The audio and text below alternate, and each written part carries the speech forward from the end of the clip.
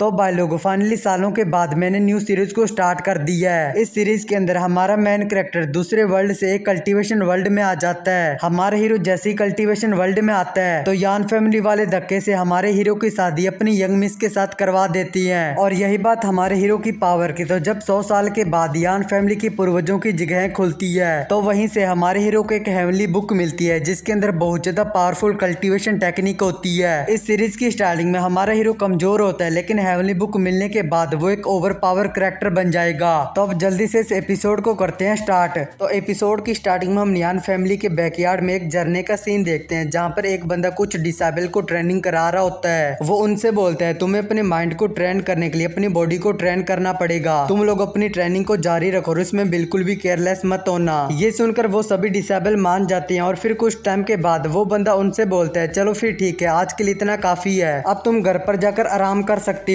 लेकिन तभी उन डिसेबल में से एक डिसेबल जिसका नाम यान वेई है वो उस बंदे से बोलता है अंकल यान कल तियान हुजोंग आपके घर पर शादी का प्रस्ताव रखने के लिए आने वाला है, क्या आपको मिस के लिए कोई अच्छा सा लड़का मिल गया। अंकल यान उससे बोलता है यान फैमिली का जो एरिया है वो 100 मील तक फैला हुआ है, एक ऐसे बंदे को ढूंढना जो कि यान फैमिली से रिलेटिव ना हो बहुत ही ज्यादा मुश्किल है। ये सुनकर एक डिसेबल चिल्ला के बोलता है मैंने ये कभी नहीं सोचा था कि मिस के लिए एक पति को ढूंढना इतना ज्यादा मुश्किल होगा, प्लीज भगवान मिस के लिए एक अच्छा सा पति दे दो। और दूसरी तरफ यानवेई मन में सोच रहा होता है जब एक बार मिस की शादी हो जाएगी और वो यहाँ से चली जाएगी तो मैं इस घर में नंबर 1 जीनियस बन जाऊंगा। लेकिन तभी उन लोगों को आसमान में एक जोर से चिल्लाने की आवाज आने लगती है और आसमान से सीधा हमारा मेन कैरेक्टर उन लोगों के पास आकर गिरता है, जिसे देखकर वहाँ पर सभी लोग बहुत ही ज्यादा हैरान हो जाते हैं। और फिर वो सभी डिसेबल हमारे मेन कैरेक्टर को डेविल की तरह घुरने लग जाते हैं और वो बोलते हैं भगवान ने हमें से एक आशीर्वाद के रूप में दिया है, ये देखने में इतना ज्यादा भी बुरा नहीं है, इसकी मिस के साथ शादी हो सकती है। दूसरी तरफ हमारा हीरो भी इनको देखकर डर जाता है, वो बोलता है आखिर मैं हूँ कहाँ पर, क्या मैं कोई सपना देख रहा हूँ। और तभी वहाँ पर अंकल यान भी फ्लाई करते हुए आ जाता है, उसे देखकर हमारा हीरो बोलता है क्या ये कोई इमोर्टल है। अंकल यान हमारे हीरो से बोलता है बच्चे तुम काफी ज्यादा लकी हो, हमारी फैमिली को एक दामाद की जरूरत है। ये सुनकर हमारे हीरो बोलता है क्या दामाद, वो भी मैं। और फिर डिसेबल अंकल यान से बोलते हैं अंकल यान पहले हमें इसकी बैकग्राउंड को चेक कर लेना चाहिए, कहीं ये कोई स्पाई ना हो। अंकल यान उनसे बोलता है तुम लोग चिंता मत करो, मैंने इसको चेक कर लिया, ये कोई मार्शल आर्टिस्ट नहीं है। डिसेबल बोलते हैं अंकल यान फिर भी हम इसको मिस का फायदा नहीं उठाने दे सकते, एक काम करते हैं हम इसका औजार काट देते हैं और इसका यूज करने के बाद हम इसे मार देंगे। अंकल यान बोलता है नहीं ये कुछ ज्यादा हो जाएगा, फिलहाल के लिए इसे बांध दो। ये सब सुनकर हमारा हीरो मन में सोचता है मैं इनकी बातें सुन सकता हूँ, मुझे नहीं पता कि ये क्या प्लान बना रहे हैं, लेकिन अगर मैं यहाँ से नहीं भागा तो मेरी जान खतरे में है। ये बोलकर हमारा हीरो जिसका नाम जिन है वो धीरे धीरे करके वहाँ से भागने लग जाता है। लेकिन तभी एक डिसेबल उसे देख लेता है, वो चिल्ला के बाकी सभी से बोलता है देखो वो बच्चा यहाँ से भाग रहा है। और वो सभी जिन को पकड़ने लग जाती है और उसे बोलते हैं कि यहाँ से भागने के बारे में सोचना भी मत। और कुछ टाइम के बाद वो जिन को पकड़ लेते हैं और उसे पीट पीट के उसे बांध देते हैं। ये देखकर यानवे को बहुत ज्यादा गुस्सा आता है और वो मन में सोचता है अरे नहीं इनको तो एक दामाद मिल गया, ये मेरे लिए बहुत ज्यादा बुरा हुआ। और फिर वो डिसेबल जिन को उठाकर यान फैमिली के हॉल के अंदर लेकर आ जाती है और वहां पर आकर उसे फेंक देती है। अंकल यान बोलता अब हमें एक अच्छा आदमी मिल गया तो हम तियान हुजोंग को चकमा देने के लिए मैरिज सेरेमनी को कर सकती हैं। और तभी वहां पर यानवे भागते हुए आता है, वो अंकल यान से बोलता है अंकल यान एक बुरी खबर है, तियान हुजोंग के आदमी बहुत ही जल्दी यहाँ पर आ रही है। ये सुनकर अंकल यान हैरान होता है, वो बोलता आखिर वो यहाँ पर इतनी जल्दी क्यों आ रही है। यानवे स्माइल करते हुए मन में सोचते हैं मैं ही वो बंदा हूँ जिसने ये सब बात फैलाई है कि तुमको एक दामाद मिल चुका है, इसलिए इसमें तो कोई शक वाली बात नहीं है कि वो बहुत ही जल्दी यहाँ पर आने वाले हैं। अंकल यान जल्दी से सर्वेंट से बोलता है जल्दी से मिस को तैयार होकर यहाँ पर आने के लिए बोल दो। सर्वेंट बोलते हैं ठीक है। ये सुनकर जिन चिल्ला के अंकल यान से बोलता है एक बार मुझसे भी तो पूछ लो मैं शादी करना चाहता हूँ या फिर नहीं। जिनकी बात सुनकर अंकल यान हंसने लग जाता है और अपनी स्वॉर्ड को निकाल के उसे ऊपर करके बहुत ही स्पीड से घुमाते हुए जिन के सिर के आगे गाड़ देता है और जिन से बोलता है क्या तुम्हारे पास और कोई ऑप्शन है। ये देखकर जिन बहुत ज्यादा डर जाता है, वो बोलता है नहीं नहीं मेरे पास कोई भी ऑप्शन नहीं है। अंकल यान बोलता है तो फिर ठीक है जल्दी से घर को सजा दो, हम आज ही तुम्हारी और मिस की शादी करने वाले हैं। इसके बाद सारे सर्वेंट घर को शादी के लिए सजाने लग जाते हैं। अंकल यान जिन को उठाकर एक चेयर के ऊपर बिठा देता है। जिन अंकल यान से बोलता है आखिर आप शादी के लिए इतने ज्यादा बेताब क्यों हो रहे हो, मैं शादी को रियल शादी मानूंगा। ये सुनकर अंकल यान हंसने लग जाता है, वो हंसते हुए जिन से बोलता है तुम जैसा कोई नॉर्मल बंदा हमारी यंग मिस को छू भी नहीं सकता। ये सुनकर जिनको और भी ज्यादा गुस्सा आता है, वो चिल्ला के अंकल यान से बोलता है मैं तो एक पुजारी हूँ, मैं शादी कर ही नहीं सकता। और तभी वहाँ पर यंग मिस आ जाती है। यंग मिस को देखकर जिनका दिल गार्डन गार्डन हो जाता है, वो बोलता है ये तो बहुत ज्यादा सुंदर है। एक डिसेबल जिनकी गर्दन के ऊपर स्वॉर्ड रखकर बोलता है तुमने क्या कहा कि तुम पुजारी हो इसलिए तुम शादी नहीं कर सकते। जिनकी तो यंग मिस मिस को देखकर मुंह के अंदर लाल आ जाती है। वो बोलती है कि नहीं, मैंने झूठ बोला था, मैं तो आज ही इससे शादी करने वाला हूँ। इनफैक्ट मैं अभी शादी करने वाला हूँ, जल्दी से मेरी इसके साथ शादी करवा दो। और तभी वहाँ पर अंकल यान आ जाता है। वो जिन की बात सुनकर बोलता है अगर ऐसा है फिर जल्दी से अपने कपड़े चेंज कर लो। ये बोलकर वो जिन की तरफ उसके धुले वाले कपड़े फेंक देता है तो जिन जल्दी से अपने धुले वाले कपड़ों को पहन लेता है और फिर वो लोग हॉल के अंदर आ जाती है। अंकल यान सभी से बोलता है यहाँ पर सभी लोग हैं, जल्दी से मैरिज सेरेमनी को स्टार्ट करती है। ये बोलकर अंकल यान जिन और यंग मिस से बोलता है सबसे पहले तुम दोनों हेवन और अर्थ के सामने बो डाउन करो और फिर अपने एंसेस्टर के सामने।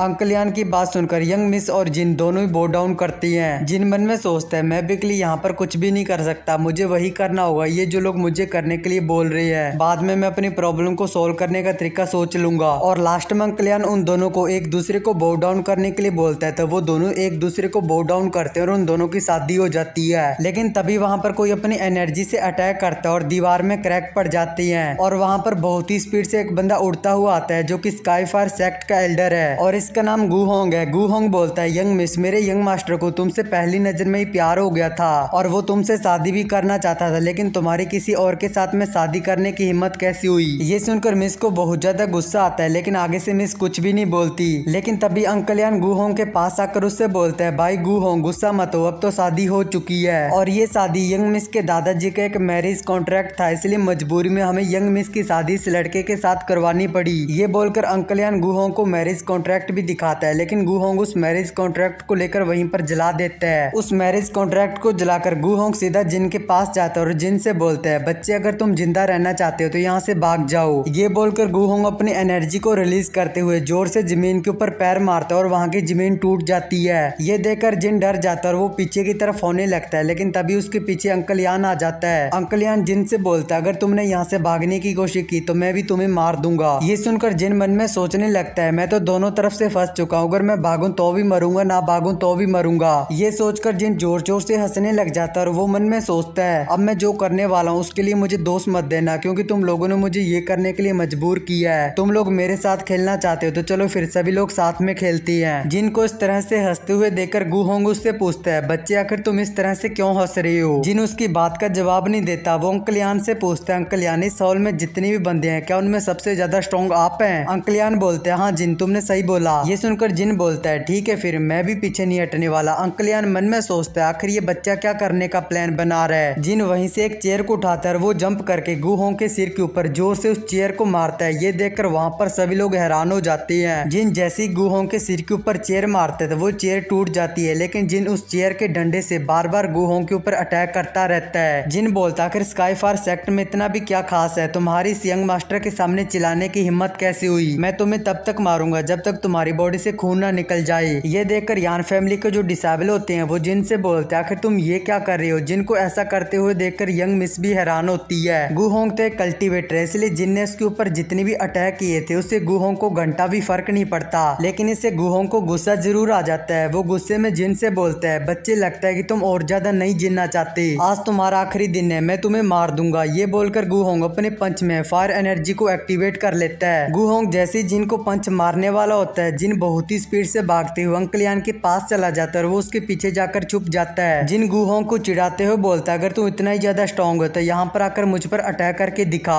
ये सुनकर गूहोंग को और भी ज्यादा गुस्सा आ जाता है। वो गुस्से में अपनी फायरलैंड स्पिरिट से जिन के ऊपर अटैक कर देता है तो अंकल यान जल्दी से अपने आगे एक शील्ड बना लेता है जिससे जिन को कुछ भी नहीं होता। अंकल यान गूहोंग से बोलता है ब्रदर गूहोंग तुम इसे नहीं मार सकते, ये हमारी यान फैमिली का दामाद है। ये सुनकर गूहोंग को बहुत ज्यादा गुस्सा आता है। वो गुस्से में बोलता है बाढ़ में जाओ, मुझे आज कोई भी नहीं रोक सकता, मैं इसे मार के रहूंगा। और फिर वो दोनों आपस में फाइट करने लग जाते हैं। ये देखकर जिन पीछे से हंसते हुए बोलता है अब मेरे लिए सही टाइम है। ये बोलकर जिन मिस के पास चला जाता है और वो मिस के पास जाकर मिस को अपनी गोद में उठा लेता है। मिस ब्लश करते हुए बोलती है आखिर तुम क्या करने का प्लान बना रहे हो। जिन उससे बोलता है कि हमारी शादी को कंप्लीट करने का। ये बोलकर जिन मिस को उठाकर हॉल से बाहर जाते हुए अंकल यान से बोलते हैं अंकल यान आप हमारे मेहमान का अच्छे से ध्यान रखना, मैं और ज्यादा टाइम तक यहाँ पर नहीं रुक सकता। ये देखकर अंकल यान उससे बोलते हैं बच्चे आखिर तुम कहाँ पर जा रहे हो, जल्दी से वापिस आओ। यान फैमिली की डिसेबल जिन से बोलती है तुम इतनी बड़ी मुसीबत खड़ी करने के बाद कहाँ पर जा रही हो और इसके अलावा तुमने यंग मिस को छूने की हिम्मत कैसे की। इसके बाद हम एक घर का सीन देखते हैं। यंग मिस जिन से बोलती है तुमने अभी अभी जो कुछ भी किया तुमने वो जानबूझ के किया ना। जिन बहुत ही प्राउडली बोलता है मैंने यान फैमिली की तरफ से उस कचरे के ढेर को एक सबक सिखाया है, इसलिए तुम्हें मुझे थैंक यू कहने की कोई भी जरूरत नहीं है। ये सुनकर यंग मिस को और भी ज्यादा गुस्सा आता है। वो गुस्से में जिन से बोलती है, बेवकूफ, तुमने हमारी फैमिली की मुसीबत और भी ज्यादा बढ़ा दी है। जिन यंग मिस से बोलता है, अब हम पति पत्नी है और मैं अपनी पत्नी की इंसल्ट होते हुए नहीं देख सकता, इसलिए मैंने ये सब कुछ तुम्हारे लिए किया। यंग मिस जिन से बोलती है, हमारे बीच कोई भी रिलेशन नहीं है, हमने बस तुम्हारा यूज किया है और इसके बदले में तुम्हें पैसे मिल जाएंगे। ये सुनकर जिन खुश होकर बोलता है, क्या मुझे इसके बदले में पैसे मिलेंगे? ये सुनकर मिस को लगता है कि जिन पैसों के बदले में उसका पीछा छोड़ देगा, इसलिए वो जिन से पूछती है, आखिर तुम्हें कितने पैसे चाहिए? जिन बोलता है, तुम आखिर किसके बारे में बात कर रही हो? तुम्हें क्या मैं ऐसा बंदा लगता हूँ जो दूसरों की मजबूरी का फायदा उठाता है? अगर तुम मुझे कुछ देना ही चाहते हो तो तुम मुझे एक कल्टीवेशन टेक्निक दे सकती हो। मिस जल्दी से अपने पास एक कल्टीवेशन टेक्निक निकालती है और वो उसे जिन को दे देती है और जिन से बोलती है, ये कल्टीवेशन टेक्निक तुम्हारे लिए, तुम इसको प्रैक्टिस कर सकती हो। जिन उस कल्टीवेशन टेक्निक को देखते हुए मन में सोचता है, मुझे जल्दी से इसकी प्रैक्टिस करनी होगी वरना कोई ना कोई मुझे मार देगा। यंग मिस जिन से बोलती है, कल्टीवेशन का जो रास्ता होता है वो हेवन के खिलाफ होता है, मुझे उम्मीद है कि तुम इसके लिए तैयार होगे। जिन बोलता है, ये कल्टीवेशन की टेक्निक कितनी भी मुश्किल क्यों ना हो, मैं इसको प्रैक्टिस करके रहूंगा। यंग मिस जिन को बताती है कि ऐसा कहा जाता है कि इस मोर्टल वर्ल्ड में एक इंसान अपनी तीनों रिइंकार्नेशन को एक ही दिन में एक्सपीरियंस किया है। उसने अपने बचपन, जवानी और बुढ़ापे को एक दिन में एक्सपीरियंस किया और फिर उसने यानकुवान रीलम में कदम रखा। तब से उसने 9 हेवन और 10 पृथ्वियों के ऊपर राज किया। उसका मुकाबला करने वाला कोई भी नहीं था। जिन बोलता है, जब मैं इस वर्ल्ड के अंदर टेलीपोर्ट होकर आया तो मैंने भी अपने तीनों रिइंकार्नेशन को फील किया था। अब ये मत बोलना कि मैंने एक ही दिन में अपनी पूरी लाइफ को एक्सपीरियंस कर लिया। ये सुनकर मिस को लगता है कि जिन झूठ बोल रहा है। वो जिन से बोलती है, तुम्हें ये समझाने का कोई भी फायदा नहीं है, तुम्हें ये समझ में नहीं आएगा। ये बोलकर मिस अपने बेड पर चली जाती है और वो जिन से बोलती है, आज की रात गूहोंग यहाँ से नहीं जाएगा, इसलिए तुम मेरे कमरे में सो सकती हो। ये सुनकर जिन बहुत ज्यादा खुश हो जाता है। वो बोलता है, मुझे पता था तुम अभी भी मुझे अपना पति मानती हो। ये बोलकर जिन बहुत ही स्पीड से यंग मिस को किस करने के लिए जाने लगता है, लेकिन तभी यंग मिस उसे एक जोरदार थप्पड़ मारती है और उसे नीचे जमीन पर सोने के लिए बोल देती है। जिन रोते हुए यंग मिस से बोलता है, ऐसा मत बोलो मेरी जान, रात को जमीन के ऊपर बहुत ज्यादा ठंड पड़ती है और तुम्हारे लिए भी अकेला सोना ठीक नहीं होगा, इसलिए मुझे तुम्हारे साथ सोने दो।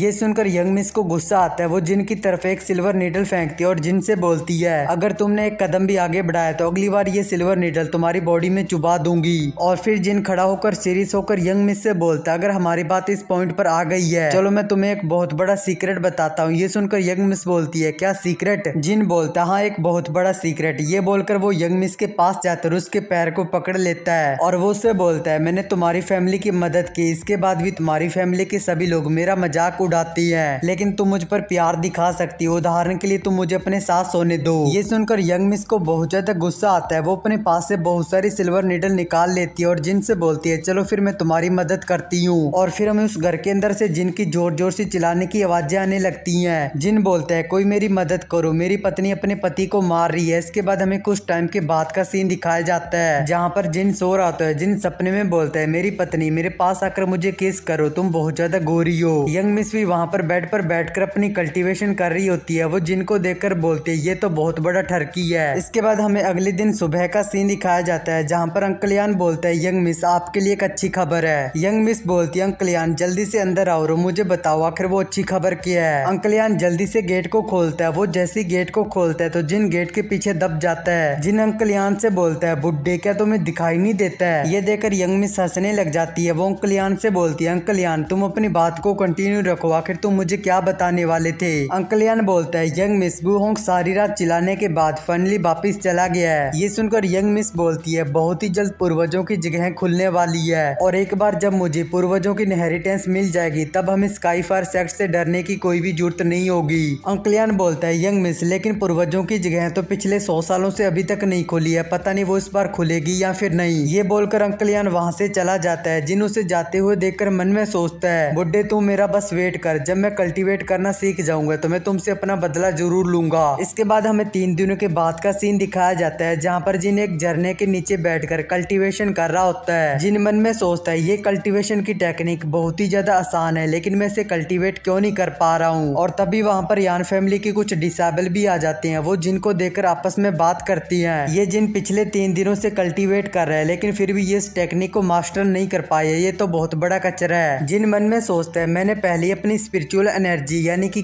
की पावर को फील कर लिया है, लेकिन मैं अभी भी कल्टीवेट नहीं कर सकता। क्या ऐसा इसलिए हो रहा है क्योंकि मैंने एक ही दिन में अपनी तीनों रिइंकार्नेशन को एक्सपीरियंस किया था? और तभी वहाँ पे भूकंप आ जाता है और चारों तरफ पत्थर गिरने लगते हैं। जिन उन पत्थरों से बचते हुए बोलता है, मेरी पत्नी जल्दी से यहाँ पर आकर मुझे बचा लो, अगर तुम यहाँ पर नहीं आई तो तुम विधवा हो जाओगी। ये बोलकर जिन एक पत्थर के पीछे जाकर छुप जाता है और वो भूकंप होता है वो भी रुक जाता है। उस जगह पर यान फैमिली की जो पूर्वजों की जगह होती है वो खुल जाती है। उसे देखकर जिन बोलता है, आखिर ये क्या चीज है। उस भूकंप को सुनकर वहाँ पर यंग मिस और अंकल यान भी आ जाती है। यंग मिस अंकल यान से पूछती है, क्या यही हमारी पूर्वजों की जगह है। अंकल यान बोलते हैं, हाँ तुमने सही बोला, यही हमारी पूर्वजों की जगह है जिसे हमारे पूर्वजों ने बनाया था। ये सुनकर यंग मिस यान फैमिली के बंदों से बोलती है, जल्दी से तुम सभी लोग मुझे फॉलो करो। एक बार जब मुझे पूर्वजों की इनहेरिटेंस मिल जाएगी तो हमारी यान फैमिली बहुत ज्यादा राइज हो जाएगी। अंकल यान जिन की तरफ इशारा करते हुए बोलता है, यंग मिस रुको, हमारी ये पूर्वजों की जगह है, कई सालों से नहीं खोली है, इसलिए इसकी हवा में पॉइजन हो सकता है, मुझे इसका पहले टेस्ट करना होगा। अंकल यान को अपनी तरफ देखते हुए देखकर जिन घबरा जाता है। वो बोलता है, तुम क्या करने का प्लान बना रही हो। अंकल यान अपने हाथ में अपनी की पावर को गैदर कर लेता है। यंग मिस अंकल यान को रोकने वाली होती है, लेकिन इससे पहले अंकल यान जिन के ऊपर अटैक कर देता है और जिन को उस पूर्वजों वाली जगह पर फेंक देता है। जिन चिल्ला के बोलता है, बुड्ढे तुम मेरा बस इंतजार करो, मैं तुमसे अपना बदला जरूर लूंगा। ये सुनकर अंकल यान यंग मिस से बोलता है, यंग मिस वो कमीना चिल्ला रहा है, मतलब वो अभी भी जिंदा है, यहाँ पर कोई भी पॉइजन नहीं है, आप इसके अंदर जा सकती हो। यंग मिस उसके अंदर जा पाती सी पहले एक फायर एरो यंग मिस की तरफ आता है, जिसे देखकर वहाँ पर सभी लोग हैरान हो जाते हैं और वहाँ पर एक बहुत ही बड़ा धमाका होता है। और फिर हम उस एरो चलाने वाले बंदे को देखते हैं जिसका नाम यान सेन होता है और उसके बेटे का नाम यान वू होता है। यान सेन बोलता है, अब जब हमारे पूर्वजों की जगह खुल गई है तो इसमें हमें भी हिस्सा लेना चाहिए। जिन अपने कपड़ों को साफ करते हुए उनकी तरफ देखता है और मन में सोचता है, लगता है कि अब यहाँ पर फाइट होने वाली है। इसके बाद हम उस धमाके वाली जगह का सीन देखते हैं जहाँ पर यंग मिस अपनी हेवली बॉडी को एक्टिवेट करके वहाँ से बाहर आ जाती है। यंग मिस अंकल यान से बोलती है, अंकल यान आप इन सभी को यहीं पर संभाल के रखिए, मैं अपने पूर्वजों की इनहेरिटेंस लेने के लिए जा रही हूँ। ये सुनकर अंकल यान अपने बंदों को फाइट के लिए रेडी होने के लिए बोल देते हैं और दूसरी तरफ वो भी फाइट के लिए रेडी हो जाती है और फिर ये सभी लोग आपस में फाइट करना शुरू कर देती हैं। अंकल यान और यान सेन दोनों अपने अपने लोगों को उस पूर्वजों वाली जगह में जाने के लिए बोल देती हैं। तो यंग मिस और यान वू दोनों भी बहुत ही स्पीड से उस पूर्वजों वाली जगह में एंटर कर जाती हैं। जिन भी वहीं पर होता है और तभी जिन के सिर के ऊपर एक पत्थर आकर गिरता है। जिन चिल्ला के उन दोनों से बोलता है, तुम लोग किसी और जगह पर फाइट नहीं कर सकते, अगर तुम लोगों ने एक बार फिर से मुझ पर अटैक किया तो मैं तुम्हारी इस इनहेरिटेंस को डिस्ट्रॉय कर दूंगा।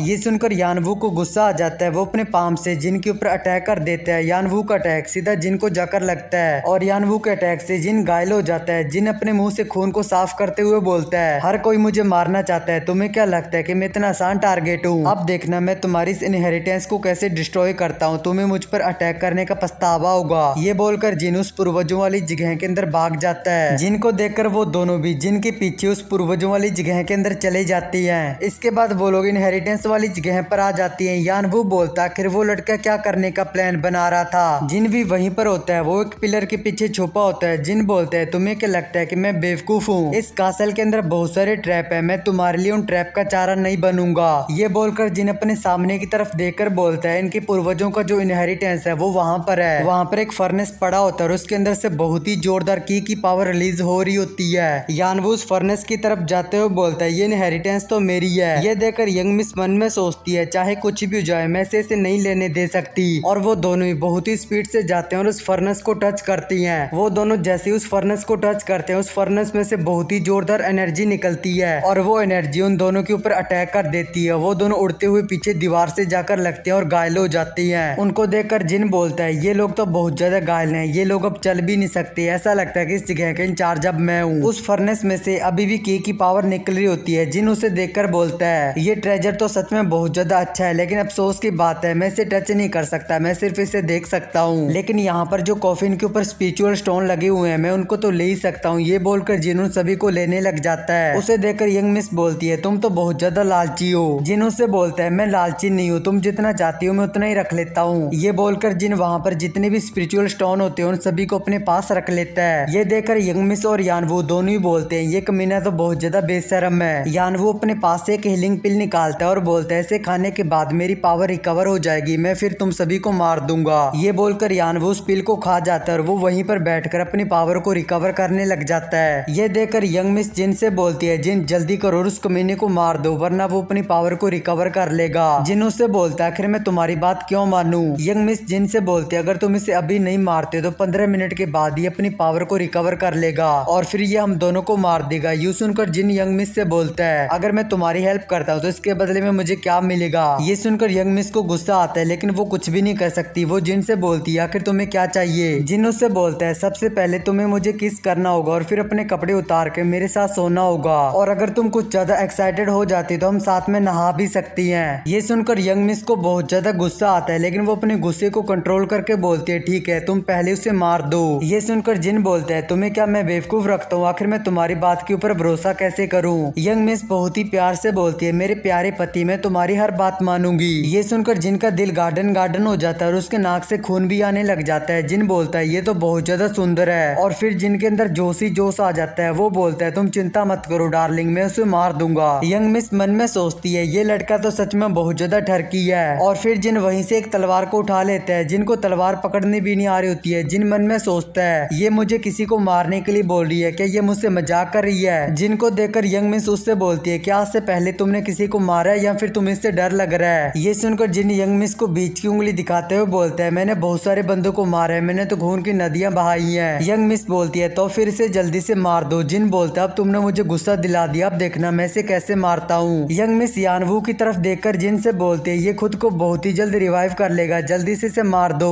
जिन अपनी स्वॉर्ड को ऊपर की तरफ करता है, वो बहुत ही स्पीड से घुमाते हुए अपनी स्वॉर्ड को यानवू की गर्दन के ऊपर रख लेता है, लेकिन जिन उसे नहीं मारता है। जिन बोलता है, मैं कोई ऐसा इंसान नहीं हूँ जो दूसरों को मार देता है, और तभी यानवू अपनी आंखें खोल लेता है, जिसे देखकर जिन हैरान हो जाता है। यानवू जल्दी से पीछे की तरफ जंप लगाता है। वो जैसे ही जंप लगाता है तो जिन की स्वॉर्ड उसकी गर्दन के ऊपर एक कट लगा देती है, लेकिन इसके बारे में यानवू को पता नहीं चलता। वो जिन से बोलता है, अगर तुम मुझे मारना चाहते हो अब तुम मुझे नहीं मार पाओगे, अब देखना मैं तुम दोनों को कैसे मारता हूँ। जिन हैरानी से अपने स्वॉर्ड की तरफ देखता है जिसके ऊपर ब्लड लगा होता है। जिन यानवू से बोलता है, क्या तुम्हारी गर्दन ठीक है। ये सुनकर यानवू अपनी गर्दन के ऊपर हाथ लगाकर बोलता है, आखिर तुम किसके बारे में बात कर रहे हो। यानवू जैसे अपनी गर्दन के ऊपर हाथ लगाता है तो उसके हाथ पे ब्लड लग जाता है। यानवू बोलता है, आखिर ये किसका ब्लड है, और तभी उसकी गर्दन से बहुत सारा ब्लड निकलने लग जाता है और वो वहीं पर गिरकर मर जाता है। ये देखकर जिन हैरानी से बोलते हैं, क्या मैंने किसी को मार दिया। मिस उसे बताती है, हाँ तुमने किसी को मार दिया। ये सुनकर जिन बहुत ज्यादा घबरा जाता है और वो वहाँ पर चिल्लाने लग जाता है, अरे नहीं मैंने तो किसी को मार दिया, मैं खून नहीं कर सकता।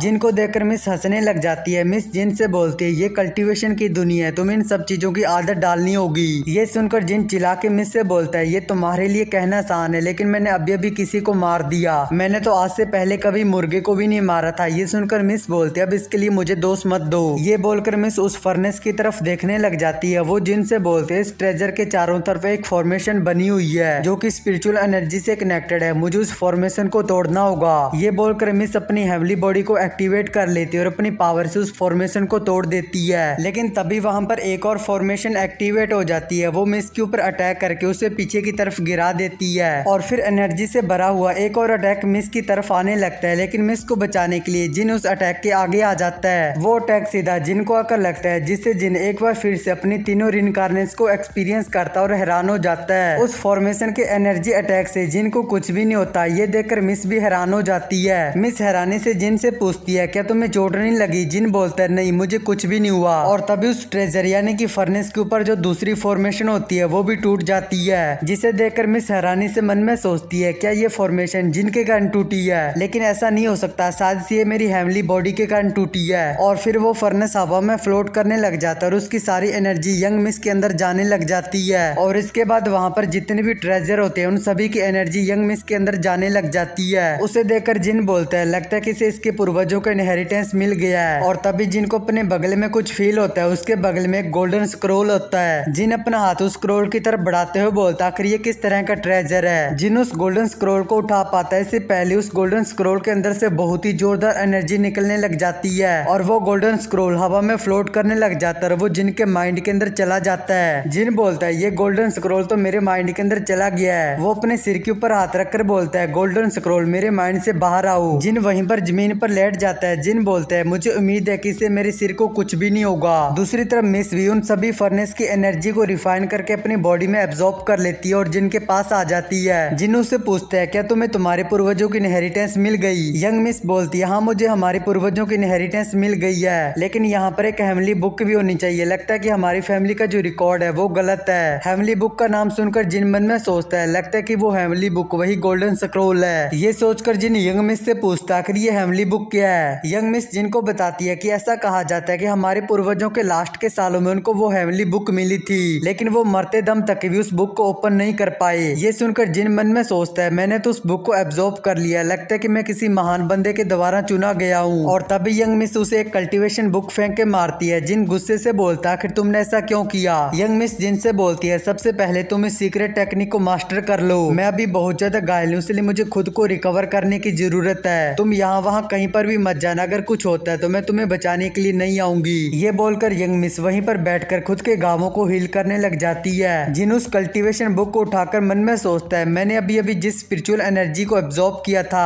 उसका यूज करके इस टेक्निक को प्रैक्टिस करने का टाइम आ गया है। ये बोलकर जिन वहीं पर बैठ जाता है, वो उस कल्टीवेशन टेक्निक को प्रैक्टिस करने लग जाता है। और तभी वहां पर अंकलियान आ जाता है। अंकलियान बोलता है यंग मिस क्या तुम ठीक हो और क्या तुम्हारा काम खत्म हो गया। यंग मिस खुद को रिकवर करके बोलती है हाँ हमारा काम खत्म हो गया, मुझे इनहेरिटेंस मिल गई है। ये सुनकर अंकलियान बहुत ज्यादा खुश हो जाता है। वो हंसते हुए बोलता है अब हमारी यान फैमिली बहुत ही जल्द राइज करेगी। जिन उससे बोलता है बुड्ढी तुम इतने ज्यादा खुश क्यों हो रहे हो, तुम्हें कौन सी इनहेरिटेंस मिली है। ये सुनकर अंकलियान बोलता है क्या तुम अभी भी जिंदा है, यंग मिस की रेपुटेशन के लिए तुम्हें मरना होगा। यंग मिस अंकलियान से बोलते हैं अंकलियान इसे कुछ भी मत करो, इसे यहाँ से जाने दो। लेकिन अंकलियान यंग मिस की बात नहीं सुनता। वो जिन के ऊपर अटैक करते हुए बोलता है इसे आपकी रेपुटेशन के लिए मरना ही होगा। ये सुनकर जिन बोलता है मैंने आपकी यान फैमिली की हेल्प की और इसके बदले में आप मुझे मारना चाहती हैं, इसलिए अब मैं जो करने वाला हूँ इसके लिए तुम लोगों ने खुद मुझे मजबूर किया है। ये बोलकर जिन बहुत ही स्पीड से यंग मिस के पास जाता है और उसे गले से पकड़ लेता है। ये देखकर वहाँ पर सभी लोग हैरान हो जाते हैं। जिन बोलता है बुड्ढे अगर तुमने एक कदम भी आगे बढ़ाया तो मैं तुम्हारी यंग मिस को मार दूंगा। अंकलियान बोलता है कि मैंने आखिर तुम्हारी हिम्मत कैसे हुई, हमारी यंग मिस को जाने दो वरना मैं तुम्हें मार दूंगा। ये सुनकर जिन बोलता है मेरे अंदर तो और भी ज्यादा हिम्मत है, मैं इसके अलावा और कुछ भी कर सकता हूँ। ये बोलकर वो यंग मिस को किस कर लेता है। ये देखकर वहाँ पर सभी लोगों की आंखें फटी की फटी रह जाती हैं। वो बोलते हैं इसने तो यंग मिस को किस कर लिया, अब हम इसे नहीं छोड़ेंगे। जिन बोलता है अगर मैंने इसे किस कर भी लिया फिर क्या हो गया, हम दोनों की तो शादी हुई है। यंग मिस जिन से बोलती है जिन मुझे छोड़ दो, मैं तुमसे वादा करती हूँ कि ये तुम्हें चोट नहीं पहुंचाएंगे और अगर तुमने ऐसा दोबारा किया तो मैं तुम्हें कभी भी माफ नहीं करूंगी। अंकलियान भी बोलता है कि जिन यंग मिस को जाने दो, मैं कसम खाता हूँ कि मैं तुम्हें कुछ भी नहीं करूंगा। ये सुनकर जिन हंसने लग जाता है। वो बोलता है क्या तुम मुझे सेफली जाने दोगे, तुम लोगों ने मुझे शील्ड की तरह यूज किया और कई बार मुझे मारना चाहा, तुम बहुत बड़े कुत्ते हो, तुम्हें क्या लगता है कि मैं तुम्हारी बात पे यकीन करूंगा। ये बोलकर जिन वहाँ से एक स्वॉर्ड को उठा लेते हैं और तभी वहाँ पर छत पर बहुत सारे आइस स्पाइक बन जाती हैं। जिन ऊपर की तरफ देखते हुए बोलता आखिर यहाँ पर इतने सारे आइस स्पाइक क्यों बन गए। अंकलियान अपनी आइस की पावर का यूज करते हुए बोलते हैं तुमने बिल्कुल सही कहा था, मेरी बातें भरोसे के लायक नहीं है, मैं तुमसे बात करके बस थोड़ा सा टाइम बाय कर रहा था। और तभी जिनके जो हाथ पैर होते हैं वो आइस के अंदर फ्रीज होने लग जाते हैं। यंग मिस जल्दी से अंकलियान के पास चली जाती है और अंकलियान से पूछती है अंकलियान आखिर यहाँ पर चल क्या रहा है। अंकलियान बोलता है मैंने अपने स्पिरिचुअल रिलम के सीक्रेट मूव का यूज करते हुए इसे आइस में जमा दिया, अब ये मूव नहीं कर सकता।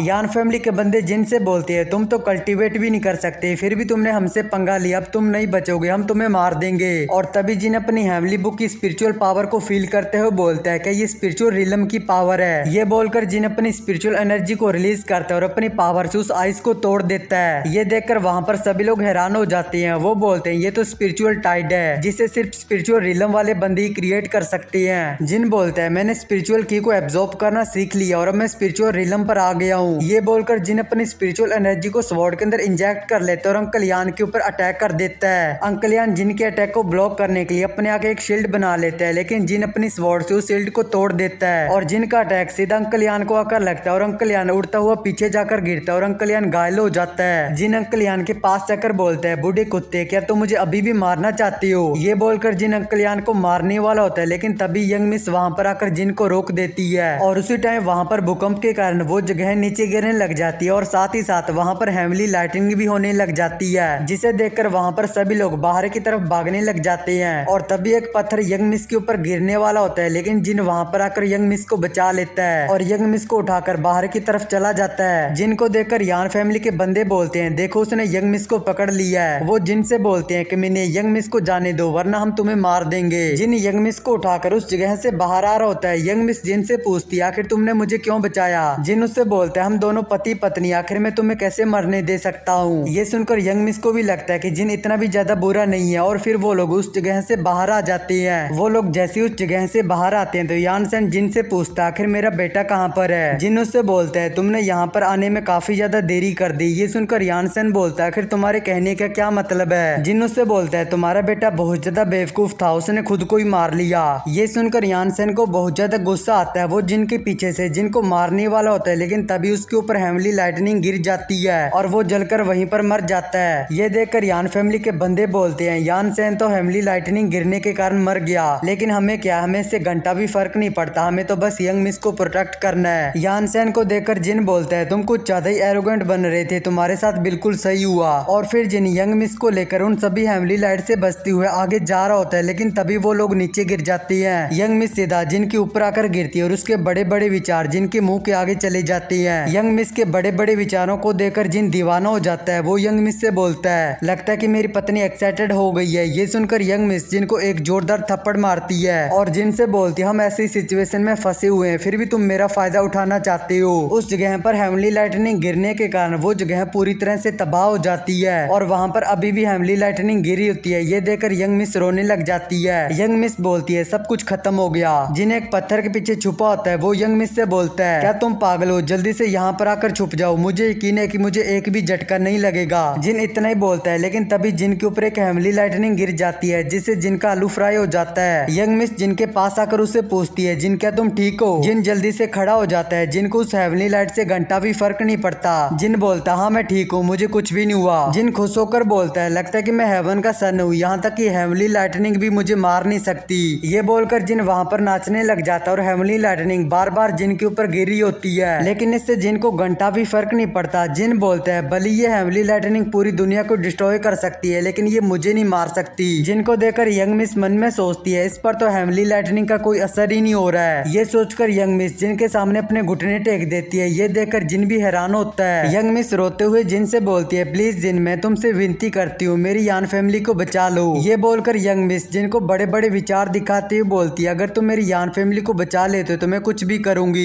इसके बाद ये वाला एपिसोड होता है यहाँ पर एंड। और हाँ, अगर तुम्हें भी देखने तो क्रोम पर जाकर देख लो, मैं तो अभी देखने के लिए जा रहा हूँ। Okay bye.